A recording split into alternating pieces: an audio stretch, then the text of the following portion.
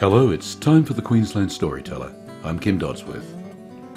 Today's story, A Bouquet of Flowers, is from Mongolia. It was written by Sonomyn Udval, the Mongolian authoress, and it's set at the time of the terrible conflict between Russia and Germany. It tells of a brief but memorable meeting between a Mongolian girl and a Russian soldier heading for the front. It was a quarter of a century ago, when the war was on, that our group was dispatched to the Soviet Union to study. My older brother saw me off as though to the front. We first rode in a lorry, almost splitting its sides. It bumped along for more than 2 days before we sighted the frontier. Soon our last wooded mountain disappeared beyond the horizon. "Goodbye, country of ours! Goodbye, our dear people!" cried my friends.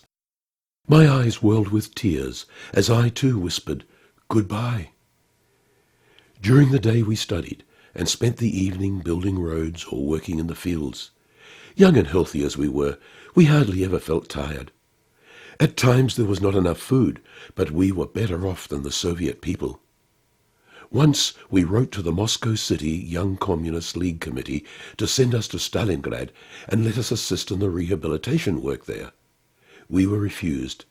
It was impossible to study calmly, seeing how selflessly the Soviet people were working to rehabilitate their war-ruined economy.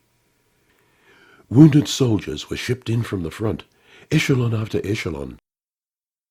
One hospital had cases of head wounds, another of wounded legs and arms. We went to the hospitals, read books to the patients, wrote letters for them, and helped the nurses. But what I want to cite here is an episode that occurred on our way to Russia. It was wartime, and naturally we were often held up at the railway stations, for echelons with armaments and troops were headed for the west day and night. We took 10 days to get from Ulaanbaatar to Novosibirsk, and there we were detained again. We wandered about the city, struck by its size and bustling activity.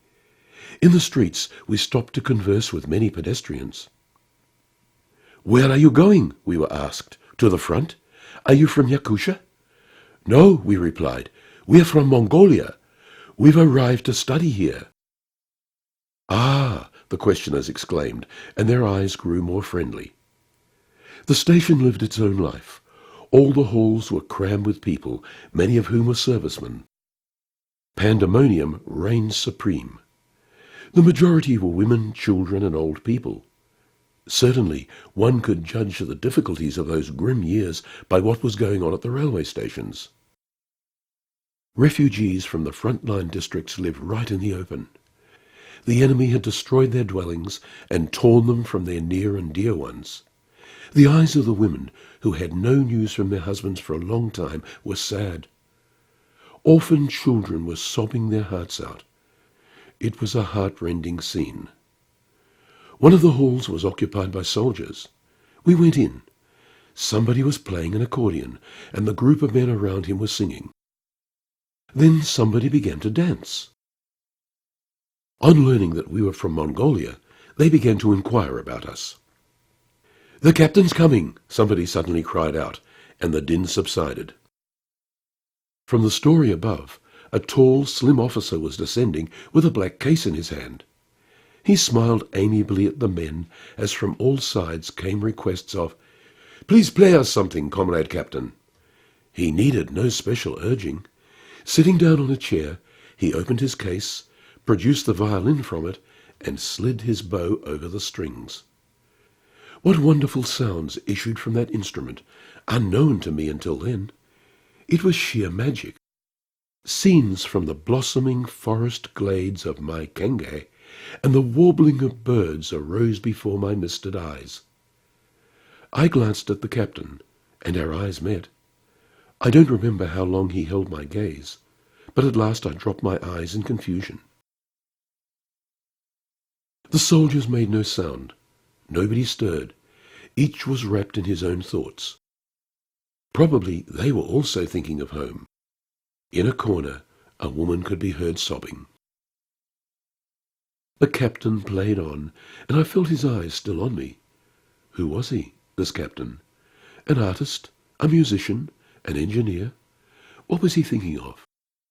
Of his sweetheart, perhaps, whom he was now comparing with a strange Mongolian girl. Or was he simply glad to know we had come to his country to study, which meant that we believed in Russia's victory? Or was he only sorry for me? Poor thing, fancy coming to Russia at so grave a time. You won't have it easy here, so far away from Mongolia. He was very handsome, that captain was, especially when he played his violin. Finally the sounds died away, lost in the applause of his audience. The room grew noisy again. Then suddenly we began to exchange addresses. I can't remember who suggested it first, one of our group, or one of the Soviet soldiers. The captain came up to me and held out his hand. I was embarrassed, but he began to speak to me, ever so gently. But just then came a command, and the soldiers rushed away to their train. Soon our echelon also pulled out. But the soldiers' echelon came to a stop, only to begin moving when we too came to a stop. This maneuver was repeated several times, as though the echelons were loath to part with each other. Finally, the military train gained speed and rolled past us. We called out loudly, "Goodbye! Goodbye!" The captain was standing on a step and saluting us with a smile. Where were they being taken to? Dear God, see that they all returned safe and sound.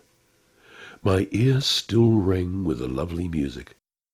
That captain has been very near and dear to me ever since. Perhaps it was the budding of love. 3 months later, I received a letter from the front.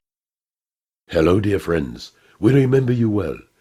Most of us are alive and kicking. We all firmly believe in our victory. See that you all study well. We may meet again one day. Cheerio, G. Krylov. I felt sure the letter had been written by the captain. I replied, but no more letters came, neither a month later nor 2. I wrote again, but there was no reply. Maybe he was wounded or killed. Maybe he had moved to another place. I don't know. All I know is that any of the 3 things could have happened to him. The war ended. On finishing the institute, we returned home. Strange though it may seem, I can often hear the strains of the music that had overwhelmed me then, and I can still see the captain's blue eyes. You may know a person for many years and forget him as soon as he is out of sight. On the other hand, you may remember a person you have only glimpsed to the end of your life. I shall never forget that captain. Dolgor, who had studied in the Soviet Union during the war, finished the story. She recently went to Berlin to attend an international conference. There she visited the monument to the Soviet soldiers. The memorial plates were inscribed with the names of those who had perished. Suddenly she caught sight of the name G. Krylov. The vision of the handsome Russian officer she had met at the station in Novosibirsk sprang before her eyes. She saw him on the step of the coach, saluting her with a smile. Dolgor stood a long time at the common grave. That is when she told her comrades about the encounter in Novosibirsk. Then she bought a bouquet of flowers and placed it by the name G. Krylov. Nobody knows whether it was the Krylov Dolgor had known so briefly. Maybe it was his remains that lay beneath the heavy gravestone, or maybe not. Who knows?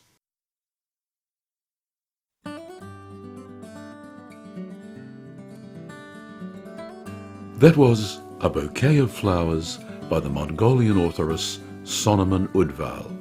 I'll have another short story of quality for you this time next week. Until then, it's au revoir from me, Kim Dodsworth.